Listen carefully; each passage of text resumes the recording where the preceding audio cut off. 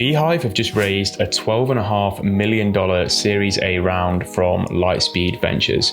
Now, this is interesting, but what's far more interesting is their growth. They've got to 4 million in ARR in just under a couple of years. Bearing in mind, this is in one of the most competitive niches in the world, which is newsletter tooling. You've already got ConvertKit, Substack, MailChimp, and a load of other tools out there that let you send email at scale.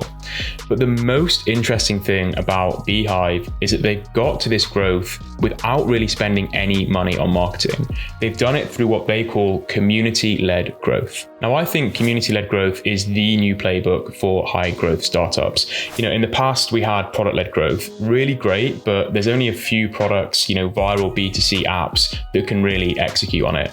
We also have paid ads. Again, 10 years ago, these could work really well. If you had a great process for optimizing your ad strategy, you could acquire customers and pay them back in just a few months. But now ads are becoming more and more expensive. It's becoming more and more difficult to scale. And then I guess another solution that we have is SEO and content marketing. Again, these things take a lot of time to get going, and it's incredibly hard now to rank on Google. So that's why I'm so optimistic on community-led growth as a means for startups to scale in the future. But what exactly does it mean? And what did BeeHiiv do to grow the community to the point that they're at today, where they don't have to spend money on ads? Well, that's exactly what we're going to be answering in this video. We're going to be tearing down BeeHiiv's approach to community-led growth, going into exquisite detail into each and every element, each and every lever that they've pulled, so you have the tools to apply these lessons to your own startup and grow without relying on paid ads. By the way, if you're new to the channel, my name's Tom, this is the Community Lab, and here we talk everything about growing your community. If you want to check out our Community Gods playbook, you can. It's completely free. There's about 80 pages in there now of all the teardowns that we've done on startups and creators with high signal tactical advice that you can take to build your community. The first lesson we can take from BeeHiiv is to have a community-focused content strategy. BeeHiiv break their content up into 4 key blocks. They've got building public, they've got product updates, they've got creator spotlights, and they've got general educational content. And what we're going to do now is just take a deep dive into each of these content blocks and understand what BeeHiiv are doing and how their content strategy is helping them to build a really, really engaged community. First, let's dive into their community spotlight. And this is basically making one of their customers, someone who uses their app, the focal point of the piece of content that they put out. And the example we can use here is this newsletter by Zane Khan called Superhuman.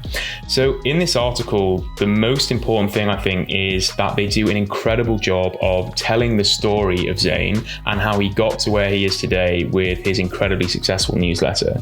So they write it out like a baity Twitter post. And I don't mean that in a negative way at all. I just mean they deliver a hook. He's got to hear the craziest part, question mark, who is this man of mystery? This is content that is going to engage people, get them involved, and get them reading the full article, which gets incredibly tactical. So if we go through this article, after we get through the kind of founding story and the storytelling, we very soon get into some very, very practical things that people can take away from this creator spotlight. So the first one is how the guy validated this concept on Twitter. It goes through a step-by-step mechanism that you can do to see if your newsletter is going to be something that is worth pursuing in the long run. He then goes into more detail on how he transitioned from his side hustle to his full-time gig, and then went through kind of how he wins, the steps that he has to success, and some really tactical stuff about whether to focus on quality or quantity, and also how to optimize your newsletter for advertisers. So the important thing here isn't necessarily exactly what's being written, it's the fact that it's really getting into the weeds. This creator spotlight is dissecting this strategy, kind of like what we're doing in this video. It's a little bit meta, but it gives a really great platform for you to build out your community, because by putting out really tactical stuff like this, you're going to attract geeks on newsletters, people who really want to understand how they work, and that's going to become the basis for your community. So when you're thinking about your content strategy, think about how you can make your customers' successes a pillar of your content and really get incredibly deep into the tactics they've used to grow. Another thing they do in these creator spotlights is really be transparent about the numbers. So you'll often see them sharing things like cost of acquisition for ads. You'll see them sharing subscriber growth, all of the wins, and again, gets people excited about creating their own newsletter. So the second pillar block that they have is educational content. And the thing that makes BeeHiiv's educational content a little bit different to others out there is I think just how deep they go into specific topics just around newsletters. So other brands you'll see maybe just putting kind of like generic advice out about, marketing or, growing your SEO or something like this. What BeeHiiv do is they take one specific problem and just go mega deep. So this article here is quite a good example. 10 essential mailing tactic list sign up tactics. Going just very deep into the sign-up process of your newsletter, covering everything from incentivization to testing different placements, and a very, very good article for someone who's interested and, like I said, a geek about newsletters, really wanting to understand the intimate details, which is the core customer that BeeHiiv are trying to attract. So the next content pillar of BeeHiiv's is their product updates. And this is so important if you're building a community first product. You always want to be showing momentum. You always want to be giving your community something to talk about, something to get excited about. So when BeeHiiv release a new feature, they don't just put the release notes in, they send out a whole email, and it's very, very kind of demonstrative of what the product is that they released. They don't tell you about the product, they show it. They put screenshots in here. We've got the private publication, screenshot of how it works, screenshot of how it works. Everything is focused on what the product does and what it can deliver for you, not just describing the feature or the decision process behind it. So I actually think the most important content block for BeeHiiv in building their community is their building public pieces. Their best piece, in my opinion, that we're going to look at now is the story, chapter 1. It's kind of a summary of where BeeHiiv got to and the first year or so of their journey. And it really just shows how they execute building public at a 10 out of 10 level. So let's have a look. So firstly, numbers. Like so many companies are afraid of revealing revenue numbers and growth and things like that, but BeeHiiv are an open book. Throughout this article, they're sharing their numbers and it really wants to make me follow along. There's also lots of visuals and intimate details about the team and the founding story, some really good imagery that just makes me feel involved in this company. And another massive thing about building public movement is sharing their vision. So they mentioned early on here, we had a team of 4 engineers, a bit of capital, and a really ambitious goal to dominate email as a content channel.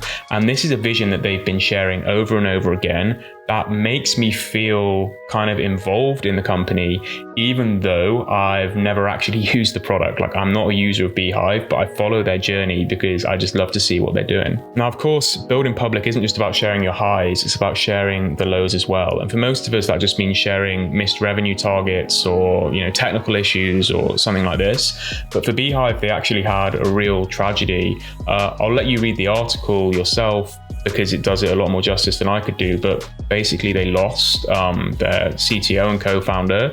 Obviously a terrible time for a startup. And it's incredibly sad to read something like this, but I think it's a great service to other startups in the space and the community to share everything about the company, because it makes you understand what they're going through, but also when you go through something, difficult in your startup journey, you now have a point of reference for, how these really awful things can be overcome. So yeah, just really interesting approach they have to building in public, and I think something that we can all take away from that. And this really, I think, exemplifies another lesson that we can take from BeeHiiv, which is make your brand human. In this age of, so many influencers out there and so many companies, it's very, very difficult to make a brand stand out. If you scroll through your Twitter, I guarantee you nearly everyone that you follow will be an individual. But BeeHiiv have actually managed to create quite a significant audience on their Twitter. I think they've got 60,000 followers and good engagement. I think it's about kind of 2,000 impressions per comment. showing that they, have got an engaged community. And I think one of the ways they do this is just by being fun and playful with their tone of voice. So I'm not really like a kind of big fan of doing these massive branding exercises where you have like a consultant come in and tell you what your tone of voice should be. I just think as a founding team or as a creator, you can just write down like a few core principles that you believe in and make sure that whenever you create content, you have that same tone of voice. Now, BeeHiiv have gone with quite a playful tone, and I think this works really well in the B2B SaaS place, because out there, the content that a lot of B2B SaaS companies are putting out is just so dull and boring that if you can inject a bit of fun and a bit of life into it, you're so much more likely to resonate with your customers and community. So as well as giving their startup a voice, they also give their team a voice. Tyler Denk and Dari Burke, two of the people who work at BeeHiiv, or one of the co-founders, I think the other guy is on the sales team. I follow them both on Twitter because while they kind of talk about the BeeHiiv brand within their own right as creators, they're interesting to follow. Because when you have your own creator account, you can be maybe a little bit more provocative than if you're using the brand account. You can also put in your own kind of thoughts and beliefs rather than just necessarily the beliefs of the brand. And I think this is something that as startup founders, we struggle with. I personally struggle with this because I often think, well, why should I be putting time and money into building my own personal brand when that money should really be going to the startup? But these two things are not mutually exclusive. In this world that we live in today, people buy from people. They don't necessarily buy from companies. And building out your personal brand is one of the biggest services I think you can do to your startup if you're going down the community-led route.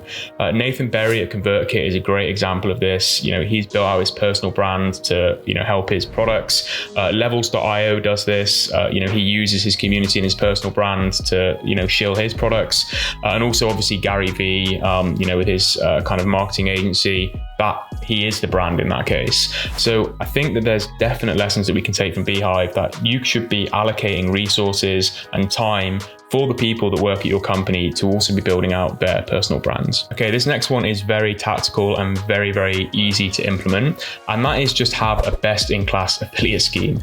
BeeHiiv's affiliate scheme pays out 50% for the first year, which means if you refer someone who's paying $100 a month and they pay $1,200 over the year, you're actually going to recoup $600 out of that. And this means that you can have a really kind of snazzy calculator on your landing page like they do, which shows you what you'll earn with different people, and it goes up to some pretty big numbers. Now, obviously, this is going to affect your gross revenue, but it's going to allow you to scale without hiring a sales team, without running paid ads. So I think definitely a worthwhile investment to make.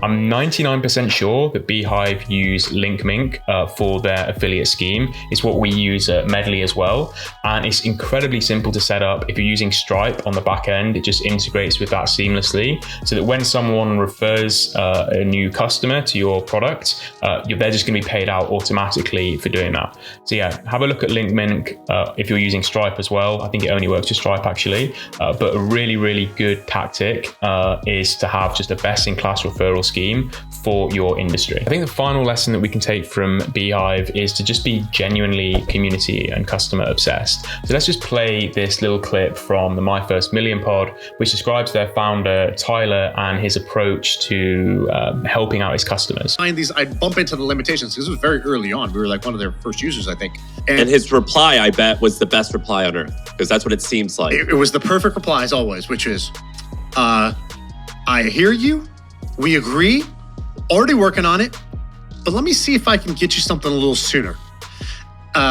We're planning to release this in 2 months, but let me see what I can do here. Now, the thing that stood out for me from this wasn't necessarily Tyler's attitude, but how much that stood out to Sean when he was describing it. Like, he was very, very impressed by this. The fact that there was a startup out there that was actually delivering on the timescales that they promised, to him was like unheard of. So what could BeeHiiv do even better than what they're doing now? Obviously, they're killing it with their community, but I do think there's some low-hanging fruit that they're not fully exploiting. The first one is an ambassador scheme. I don't see any ambassador scheme that they have. Notion is, I think, the best-in-class example of this. They have 3 different ambassador schemes. They have one for college students who are kind of organizing events on the ground. They have one for people who are in bigger companies and are like champions of Notion in that company. And they also have one for content creators like me. I think BeeHiiv could easily set something like this up and it would deliver huge value. By the way, we do have a video on Notion which covers their ambassador scheme in full detail, so check that out if you're interested. Second thing they should do is set up a Discord server. Maybe I'm missing it, but like I don't see anywhere a Discord server for BeeHiiv, and I think that's like a huge missed opportunity. A well-run, engaged Discord server can become a huge moat. If you can get tens of thousands of people in that server who are engaged, who are helping each other out, who are sharing tips and tricks and even answering support tickets, that can be a huge moat for your startup. This is something that we're really focused on at Medley, and I think every single company should be looking at how they can utilize some messaging platform to create a community around that. Finally, swag. This maybe is not that important, but I think Figma do a really good job with their merch shop.